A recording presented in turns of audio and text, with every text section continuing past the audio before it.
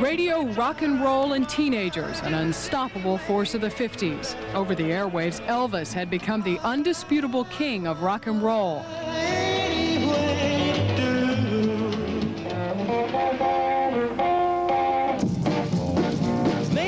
And St. Louis's own Chuck Berry was an overnight success. But behind all the rising rock stars was another growing sound of fame, AM disc jockeys. Hi, everybody. In St. Louis, a man named Jack Carney and his mythical radio sidekick, Pookie Snackenberg, had thousands of teenagers listening and waiting. And exciting news about Pookie Snackenberg Day. Pookie Snackenberg Day, more about that later. Jack Carney. One of his big gimmicks was write Pookie Snackenberg in your blackboard at school. Ron Ells is a longtime St. Louis radio man himself, known by listeners for his character Johnny Rabbit. Although radio was clean, Ells says it was hot. The DJs of that time had their own way of entertaining listeners, and sometimes things got a little crazy. King Richard on KWK, well, he supposedly locked himself in the studio, which of course is just a gimmick, and played this record over and over and over again for like a day. It was outrageous then. It would be less outrageous today. But probably the most outrageous radio act of its time happened on St. Louis's AM KWK, when DJ Ed Wilson did what no other would dare to do, threaten never to play rock and roll again. Rock and roll has got to go. By the time the 1960s rolled around, a totally new kind of radio personality was changing St. Louis airwaves. Black DJs signed on with a style all their own. Even their names were a bit outrageous. Lou Father Times, E. Rodney Mad Lad Jones, Amos Yo Panyo Dustin. Richard Miller started the first black radio station in St. Louis, AM KXLW, and a DJ named Steve Bird tested St. Louis listeners like never before. During the song, he would pot down the level of music, and he would say, "Push it to me, mama." Was that considered outrageous? That was considered outrageous in its day, was considered very personal, was considered very sexy, very suggestive, and no other announcers were saying anything like that on any other station. But the radio personalities of the 50s and 60s would soon start to fade from the picture. Less talk and more rock was the format of the 70s. It wasn't long, though, before radio would change once again. With the 80s has come mouths that roar outrageously over the airwaves. Just listen. And this is 55 KUSA, and breathe on me. Oh, yeah. Radio, good morning. You got any diseases that I can play off of? What is you, babe? Yeah, babe, get down. Cannibalistic, animalistic sex. Tomorrow night, a look at how far DJs go to hook the listener. You're a weird lady, but you're $300 rich. Katherine Bliss, Channel 2 News. Entertainment, that's what radio is all about, from the music to the big prize giveaways, all designed to hook the listener's ear. But probably the biggest lure is the DJ. And these days, the voice inside the radio is doing outrageous things to entertain. Depending on your taste, you might consider some of it offensive. Katherine Bliss explains in her special assignment report, The Mouths That Roar. I would not say anything to get people to laugh. I'd almost say anything, but there are certain times I keep my mouth shut. He's considered a pioneer on the frontier of poor taste. I don't go on the air and use the F curse word. Howard Stern shocks a city that's considered unshockable, New York. You're not allowed to wear jeans, and especially no bras. all girls be freely hanging for me to touch.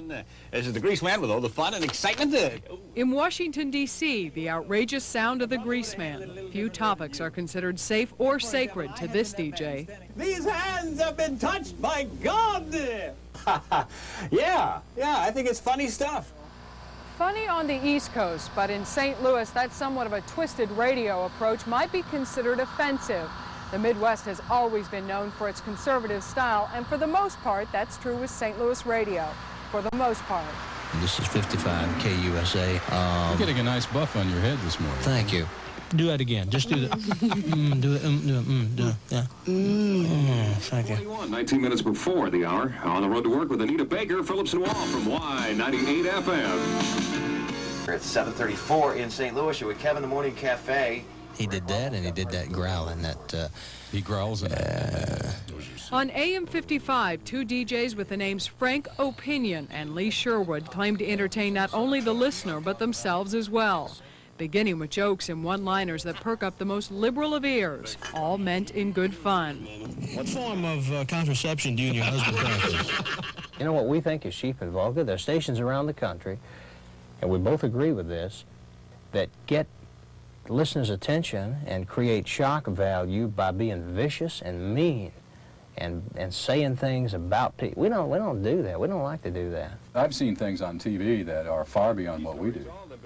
So if you believe that sniffing is sexy, that vintage mayonnaise is the latest craze, and that Gene Stallings is taking mind-altering drugs, stay with us. Phillips Wall on Y98 admit you can't please every listener every moment of the day, but offending the majority is never the goal.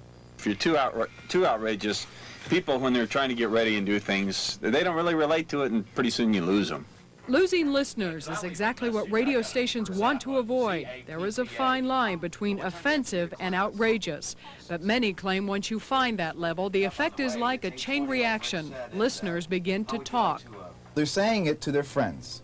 Now, even if they're complaining about a gross remark that was made on the air, privately, those people are going to turn on that radio station, even if it is in private, to hear if he does it again.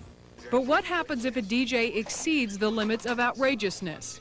There are those who think one St. Louis DJ has done just that. But we did hear that the Russian seamen are having difficulty swimming, so that's why those Russian women are having trouble getting pregnant over there. Tomorrow night, a look at the St. Louis personality many call unorthodox and the federal agency that monitors the airwaves. Katherine Bliss, Channel 2 News.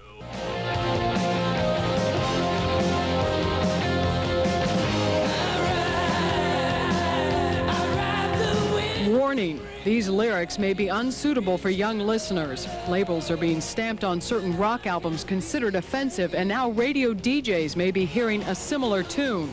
Two California FM stations have received warning letters from the Federal Communications Commission after allegedly broadcasting obscene or indecent language.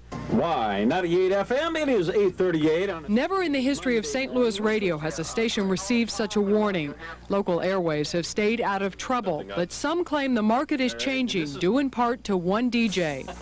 We're committing sex crimes or something. Rehnquist especially, doesn't the guy look like a pervert? After 73 days off the air for, quote, a series of misunderstandings, J.C. Corcoran is back, stirring up the airwaves. You spent an entire night of sordid, cannibalistic, animalistic sex. I think that what we're doing is trying to do a consistently funny radio show. And in the process of us trying to entertain and trying to be funny, there's a bit of outrageousness and a bit of double entendre, and at times a bit of what somebody might term obscenity. And that borderline obscenity is what the FCC is hearing about more and more. But controlling a radio station's every move is not the Commission's job. This agency grants licenses to broadcasting stations. And every commission that I've worked for, and I've been here 23 years now, has been very reluctant to take steps that would be interpreted as censoring broadcast or impinging upon the free speech. McKinney says in the FCC's 50-year history, only a handful of radio stations have lost their license. Most programming violations result in warnings or fines. So if you don't like what you're hearing over the radio, just try tuning out. That may be the only real way of censoring the airwaves. If that's not good enough, just try being patient. Experts say radio programming is bound to change once again. Whether that means a whole new kind of outrageousness, only time will tell. Katherine Bliss, Channel 2 News.